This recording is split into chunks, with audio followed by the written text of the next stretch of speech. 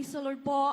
Ang pinakamataas na pagpupuri, pagluluwalhati, at karangalan sa ating tagapagligtas na pinakamamahal na Panginoong Jesucristo. Doble paggalang sa ating beloved parents in the Lord. Ating inaalala ang mga pinagpalang aral at turo ng ating minamahal at ginagalang na Pastor Evangelista Wildis Rad Almeda at minamahal Assistant Pastor Lina C. Almeda. At paggalang po sa beloved Almeda family. Pagbati po sa beloved preachers, workers, mga kapatiran, sa mga baguhan, especially po sa ating beloved Minister Fillmore Awas and to Baby Gavin po, isang mapagpalang araw na po sa ating lahat. At ako rin po ay bumabati na happy 29th Church Anniversary po sa dakong ito. Hallelujah, praise the Lord. Ako po ay lubos na nagpapasalamat sa ating pinakamamahal na Panginoong Hesus. Bagamat hindi man po karapat-dapat sa kanyang banal na harapan, ako po ay pinagpala ngayong araw na ito na makapagpahayag, luwalhatiin ang kanyang banal na pangalan. Hallelujah, praise the Lord. Maalala ko lamang po mga minamahal na ako'y wala pa po sa paglilingkod sa ating pinakamamahal na Panginoong Hesus sa banal na gawain ito. Andiyan po mga minamahal na mga hindi kalugod-lugod na gawain po, mga minamahal, makamundong gawa. Andiyan po mga minamahal andyan po yung bisyo, mga minamahal, ang paninigarilyo, pag-iinom ng alak, yan po ay kinahihiligan ko nung araw na yon, mga minamahal.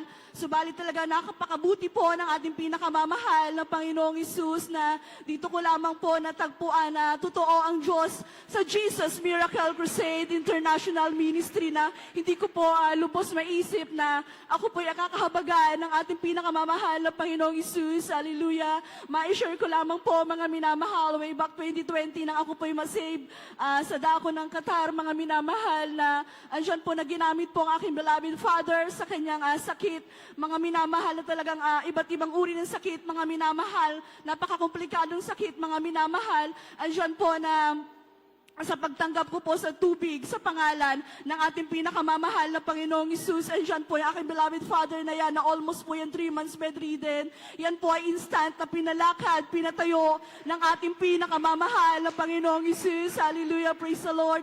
At nagpapasalamat po ako sa ating pinakamamahal na Panginoong Hesus na bagamat hindi man po nagtagal ang kanyang buhay, subalit andyan po ang paggabay sa akin ng ating pinakamamahal na Panginoong Hesus na ako po hindi niya hinayaan na mawalay sa paglilingkod sa ating pinakamamahal na Panginoong Hesus. At andyan nga po mga minamahal na andyan din po yung mga karanasan ko nang wala po sa paglilingkod. Andyan din po na ako rin po ay naging nagbebenta po ng droga na isa po sa kinabubuhay ko nung ako'y wala pa po sa paglilingkod sa ating pinakamamahal na Panginoong Hesus na andyan din po na kung saan po ako pinapadala. Andyan po nakapasok na po ako sa dako ng Muntinlupa, mga minamahal. Talagang nagpapasalamat ako sa ating pinakamamahal na Panginoong Hesus. Pagkabat hindi man karapat-dapat sa kanyang banal na harapan, ako'y kanyang binago.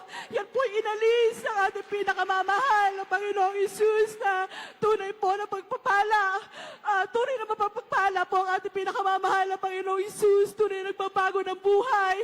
Nag-aalis po ng bisyo, mga minamahal. Yan po ay labis kong pinasasalamatan sa ating pinakamamahal na Panginoong Hesus. At isa rin po mga minamahal, yung karanasan ko nang wala pa sa paglilingkod. Ako rin po ay, hallelujah, naging isa rin po ako, mga minamahal, nangangalunya, mga minamahal. Walang pinipili. Wala po pinipiling edad, mga minamahal. Basta masunod ko yung aking luho. Ilayaw ko, mga minamahal. Noong time na yon, talagang wala pong kapayapaan ang aking puso't isipan. Noong time na yon, talagang subali talaga na andiyan na napakabuti ng ating pinakamamahal na Panginoong Hesus. Dito po niya ako binuo.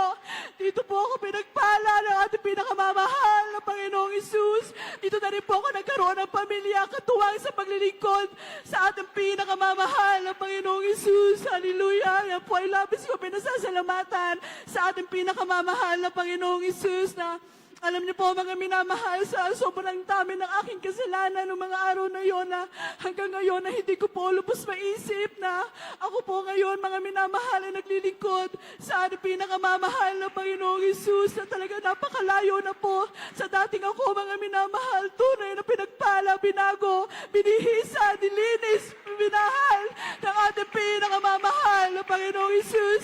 Kaya nagpapasalamat po ako sa ating pinakamamahal na Panginoong Isus sa mga pagpapalang ipinagkaloob niya sa aking buhay. Kami po ngayon mga minamahal ay katuwang po na aking beloved husband. Kami po ay di man po karapat-dapat kinahabagan, ginagamit po sa banal na ubasan ng ating pinakamamahal na Panginoong Isus. Amen. Praise the Lord. Papasalamat po ako sa ating pinakamamahal na Panginoong Isus sa lahat ng mga pagpapalang physical, financial, lalo't higit ang pagpapalang spiritual. Kaya po ang lahat ng kapurihan, kapasalamatan ay tanging sa ating pinakamamahal na Panginoong Isus po lamang. Amen.